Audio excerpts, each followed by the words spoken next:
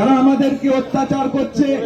আমরা ভেবেছিলাম যে বাবরি মসজিদ সেই দিল্লি থেকে যারা নিয়ন্ত্রণ করে ভেঙে রাম মন্দির করেছিল, আমরা বলেছিলাম সুপ্রিম কোর্টের কথা মেনে নিই।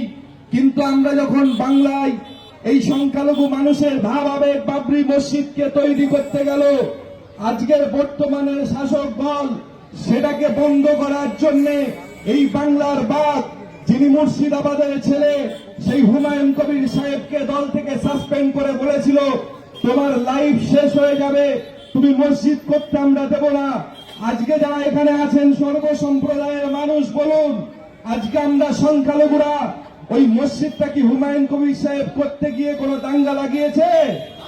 এই জোরে বলেন। আজকে ওই মসজিদ করার জন্য কি সেই মানুষটার ওই দল থেকে সাসপেন্ড করা ঠিক হয়েছিল? আমরা তার হাত শক্ত করে পিছিয়ে পড়া এসসি এসটি বাংলার সংখ্যালঘু মুসলিমদের কথাগুলো তুলে ধরতে গিয়ে তাকে ভোট কাটুয়া বলা হয়, তাকে বিজেপির দালাল বলা হয়। কেন? যদি সেই মানুষটা বলে যে বাংলায় সরকারি টাকায় জগন্নাথ মন্দির হতে পারে, বাংলায় সরকারি টাকায় দুর্গায়ন হতে পারে, বাংলার সরকারি টাকায় কালী মন্দির হতে পারে, আর বাংলায় 2018 থেকে 2026 পর্যন্ত পুজোর চাঁদা সরকারি টাকায় 1,10,000 দিতে পারে, আর সংখ্যালঘু মুসলিমরা যদি তারা বলে ঈদের সময় কেন আমার 50,000 টাকা দেওয়া হয় না, কেন আমার ছেলেদের চাকরি নেই, সরকারি টাকায় মন্দির বন্ধ করুন, মসজিদ বন্ধ করুন, আমরা দান দিয়ে মন্দির মসজিদ বানিয়ে নেব। কিন্তু আমরা বলতে চাই, আজকে শিক্ষকরা অর্ধনগ্ন হয়ে তারা রাস্তায় বসে আছে। আজকে যারা শ্রমিক তাদের কাজের জায়গা নেই, শিল্প নেই। এই বাংলার পরিস্থিতি এত অবস্থা খারাপ হয়েছে, শুধু তোলা আর চুরি, যেদিকে তাকাবেন কয়লা চুরি, বালি চুরি, যেদিকে তাকাবেন চাকরি চুরি, যেদিকেই তাকান মিড ডে মিলের চালও চুরি হয়ে যাচ্ছে। এই বাংলায়, আমার আপনার ঘরের বাংলায় আগামী দিন দেখবেন আমাদের ঘরের মেয়েগুলোকে তুলে নিয়ে গিয়ে পিটে খাচ্ছে এই নেতারা। এই ঠিক না ভুল? হ্যাঁ, দেখেছেন না সন্দেশখালী? গোটা বাংলাকে সন্দেশখালীর থেকে ভয়ঙ্কর বানিয়ে দিয়েছে। 1500 টাকায় বেকার ভাতা কি খাবেন? সারা মাসে সংসার চলবে?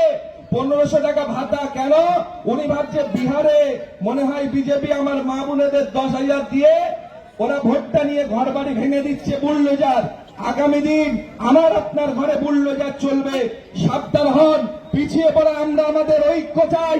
আমরা মন্দির মসজিদ চাই না, আমরা মিথ্যাবাদী মুখ্যমন্ত্রী চাই না, আমরা ঘন্টা দিয়ে অভিনয় করা কলমা পড়া মুখ্যমন্ত্রী চাই না।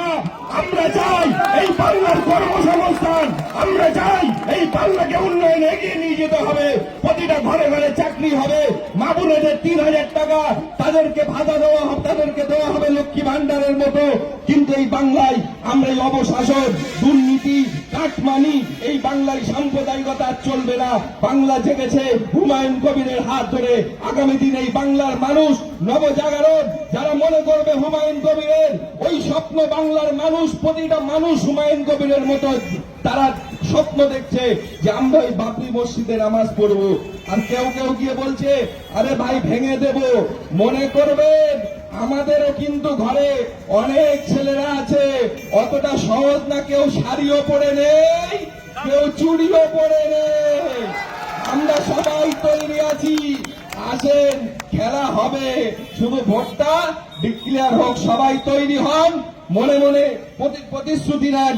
আগামী দিন আমরা এই দলকে এগিয়ে নিয়ে গিয়ে বাংলার মসনদের দখল আমরা নিয়ে পিছিয়ে পড়া জাতির পাশে আমাদের এই নেতা, জননেতা হুমায়ুন কবির সাহেব আমাদের সঙ্গে দাঁড়াবেন। এই আশা আমরা তার কাছে রাখবো এবং আমরা তার সঙ্গে থাকবো। তো হাত তুলে বলেন থাকবো? ঠিক আছে, সকলে ভালো থাকেন। আমাদের নেতা তিনি বক্তব্য দেবেন। অন্তর্গত এই চাপড়া এলাকায় আমরা প্রায় আমাদের নতুন পার্টি জনতা উন্নয়ন পার্টি এই প্রথম কোনো সভা করছি। এর আগে আমরা নদিয়ারি মুর্শিদাবাদের পার্শ্ববর্তী এলাকা কালীগঞ্জ বিধানসভায় একটা করেছিলাম, তারপরে এটা সেকেন্ড প্রোগ্রাম। আজকে থার্ড প্রোগ্রাম হবে পলাশিপাড়ায় সন্ধ্যাবেলায়। আমি এখান থেকে গিয়ে পলাশিপাড়া বিধানসভাতে প্রোগ্রাম করব। আপনাদের সামনে এতক্ষণ বক্তৃতা করলেন আমাদের জনতা উন্নয়ন পার্টির রাজ্য প্রেসিডেন্ট পীরজাদা খোয়েম আমিন সাহেব। ওনারা বসিরহাটের পীরজাদা পরিবারের অন্যতম সদস্য।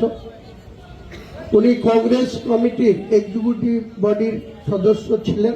রাহুল গান্ধীর হাত ধরে কংগ্রেসে ঢুকেছিলেন 2025 সালের শুরুতেই।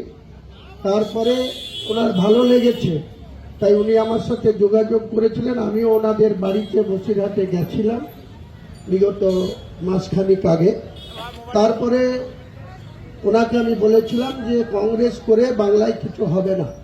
1977 সালের পরে কংগ্রেস বাংলায় ধীরে ধীরে ক্ষয়িষ্ণু হয়ে গিয়েছে।